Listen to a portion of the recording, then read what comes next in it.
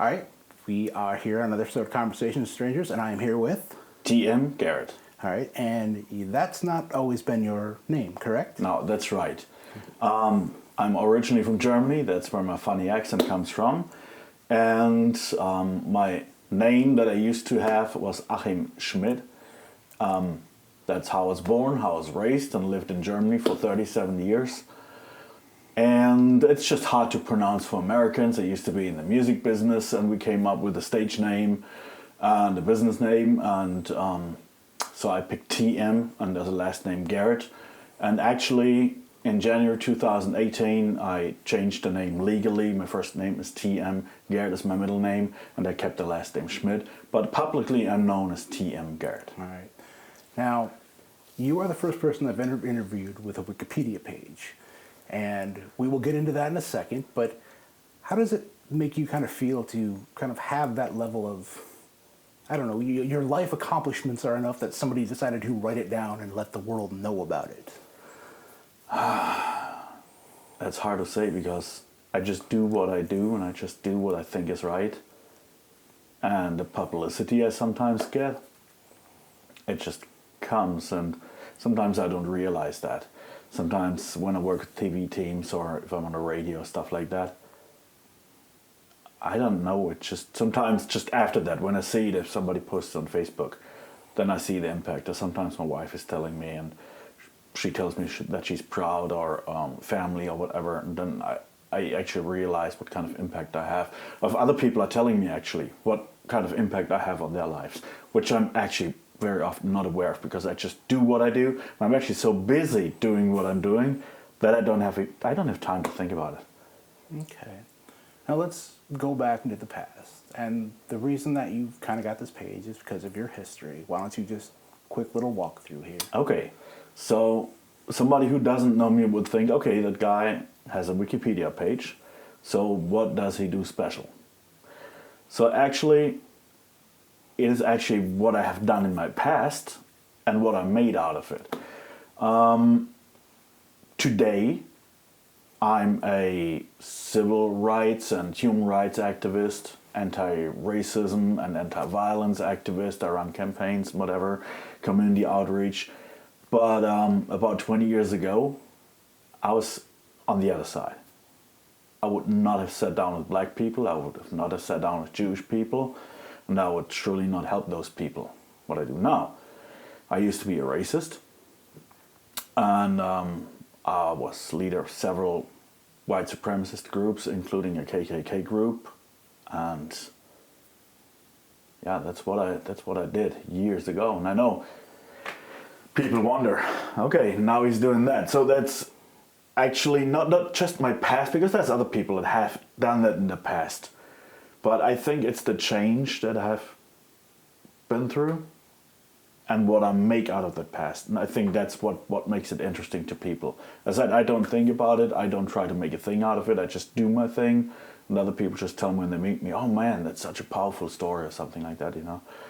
And then I feel humbled. I just feel like that's just me. I just try to do what I think is right, you know. Maybe also make a little bit up for it, you know.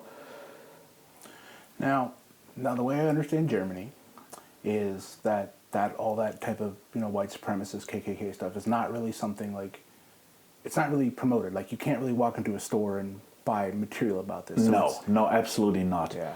I had... So my question is, like, how did you, like, you know, how do you find this material? How do you get into this material? Mm-hmm. Like, where does, I mean, Angry Young Man, I've heard you say this before, but it's like, how do you kind of walk down that path? Well, first to understand, many people don't know that. You just mentioned it. Like, you can't just go and buy that stuff. When I used to be, I call it the movement. People thought everybody would still have swastika flags overseas and whatever, which is not true. Germany lost the war and everything changed. Everything was banned. They really tried to teach Germans new values and everything, a new ideology, which actually worked out pretty well, I think. And everything that's related to that history and everything that's over racist or even maybe push people too far is banned overseas. You can go to jail for showing a swastika or whatever, for denying the Holocaust and stuff like that. I mean, people really went to jail for that.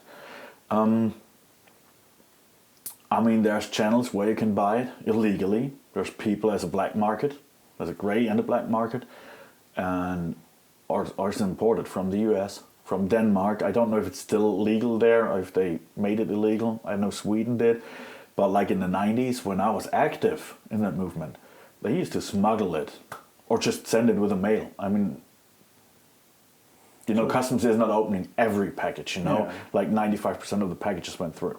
Okay, so you knew if you sent $250 up to Denmark and ordered that illegal stuff, there was a risk that it's gone for two reasons. The one reason was customs would get it, and the other reasons would be that it's just gone because the other side, that mail order, they would just go and drink for that money. But it's another story. But like, how did you like, you know, in my younger days, like I got into Marilyn Manson and everything, and it's like, you know, I could find this information, but like, how did you like meet these people? Like, I'm not trying to press too deeply here, but it's just like, you know, you came across this ideology, and then you're like, you met this guy who knew this guy, and like, did it just kind of like fall in like that? Right. Well, it's important to know I wasn't raised like that.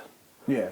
So I was actually a anecdote. My sister, I was like 6 years old, and about 6 years old, and we're in the kitchen. And my oldest sister took me by the side, said, you know what, when you grow up, promise me one thing, don't ever be a Nazi. And dude, I was 6 years old. I didn't even know what a Nazi was, you know what I mean? But I went ahead and promised it. I would just to break that promise like 7 years later. I didn't know that, of course. What happened was, when I grew up without a father. I grew up, I say today, without an identity. What it is, like, I grew up just with my mother and my other sister. So there was no role model for me that took me maybe to football games, or maybe that was into cars or stuff like that. So there was nothing. I wasn't interested in all that because nobody lived it where I could adapt it, you know. So that part of identity was missing. My friends were like, I don't know, and Boy Scouts. The other one, they were farmers, you know, they had some kind of identity. I didn't even know where my father was from. He was from the little town. My mother told me about it. I looked on a map and I couldn't find it, and I didn't know why.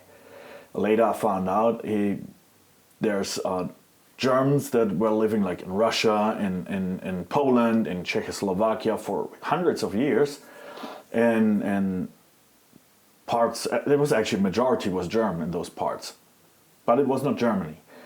And my father was from one of those parts in Czechoslovakia. They call it Sudetenland. It's actually southern Moravia, where exactly it was from, just 40 miles northern of Vienna.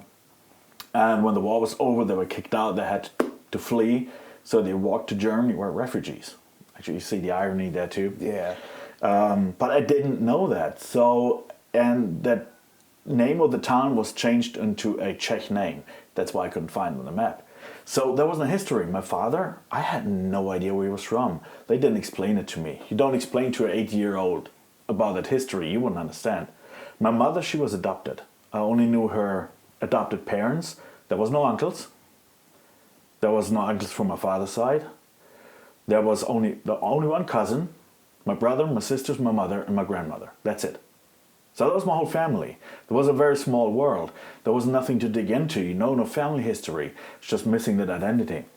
And I felt misunderstood and everything, so I wanted to be somebody, you know, and I was one of those kids. I wore these really bad, ugly glasses and stuff like that. My mother tried hard to get me the right clothes, but sometimes she was over the top, you know. The other kids had cool tennis shoes, the newest, and I got some weird, nice shoes. She thought, well, the boy has to go to school, needs nice shoes, he needs nice that, nice that. I got the nice stuff, not the cool stuff, you know? Yeah. So you get bullied. I didn't want to get bullied. I wanted to be somebody. The problem was, who? I felt, as I said, I had no identity. So who can I be? So I wanted to be hurt, and I found out that there's one thing I can use to get hurt. That was actually that Nazi stuff. It was illegal. You could provoke with it. It was a real shocker. So I just took that stuff, and there were tons of Hitler jokes, Jew jokes, not Jewish jokes, that's a big difference. Bad jokes about Jews, you know.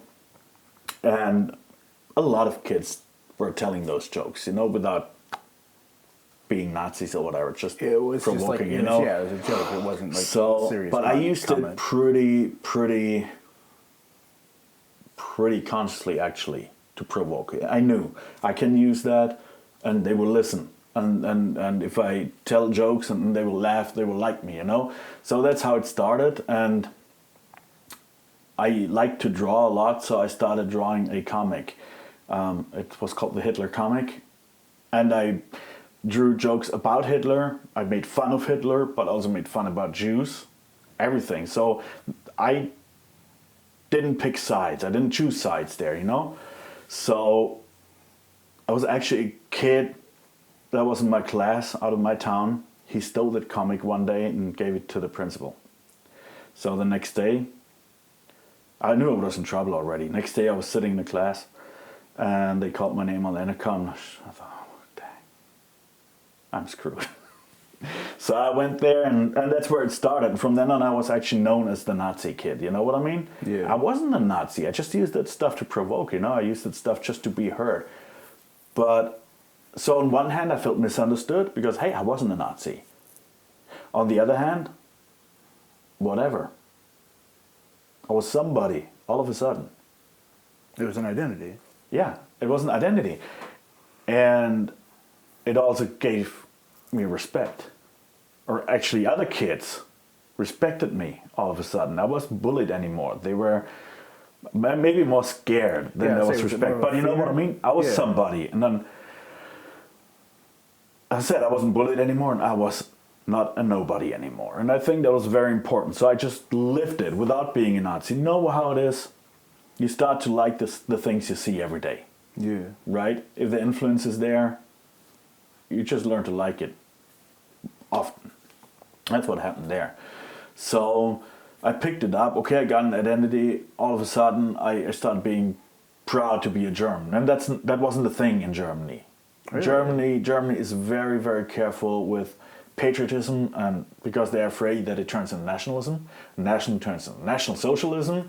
Back on the path. Okay, Yeah. so they wanted to prevent that. So it was more a shameful history.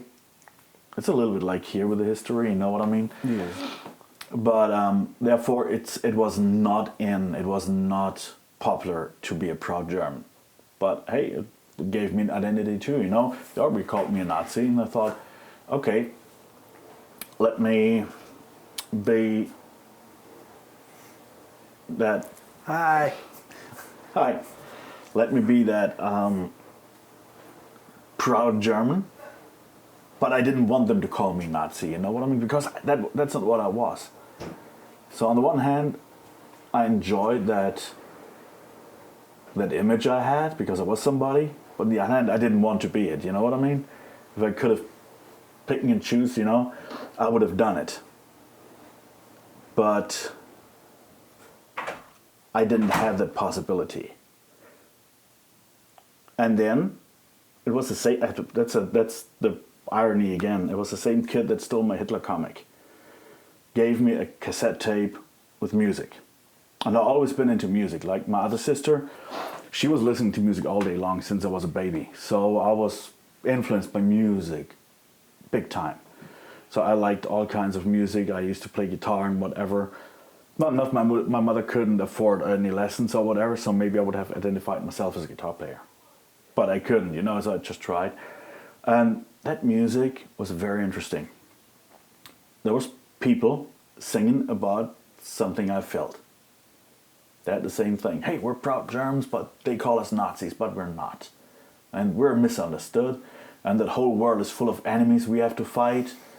And I thought, hey, those guys, they're singing about something that I feel without even knowing me. And I thought, that's it. They're just like me. And that was right-wing and racist skinheads. Well, first it was just right-wing, there was not the really bad stuff. That was still to come. So I looked it up. Okay, skinheads. I didn't even know what that was, even though the image of that Nazi kid or whatever, And then I got other tapes. The music got more radical and harder and everything, and the lyrics got worse and everything, more hateful. But you know, once you're in it, it's like quicksand.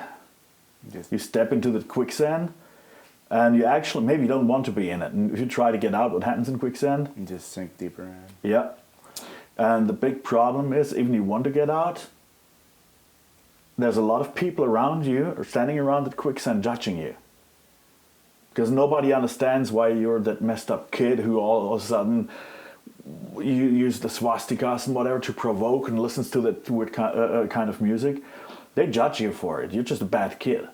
And you feel even more misunderstood, you know? Then you have that music on the other side. They sing about that too, you know? So the whole society is against you. And they judge you. And all you felt when you talked to somebody in that society, you felt, oh, they're right. What they're singing is true. They're judging me for that. But they are not judging me. Those people that sing that, they don't judge me. They accept me just as I am. And that I can become something, you know what I mean? Even if I was bullied before and stuff like that. Well, so I got deeper into that.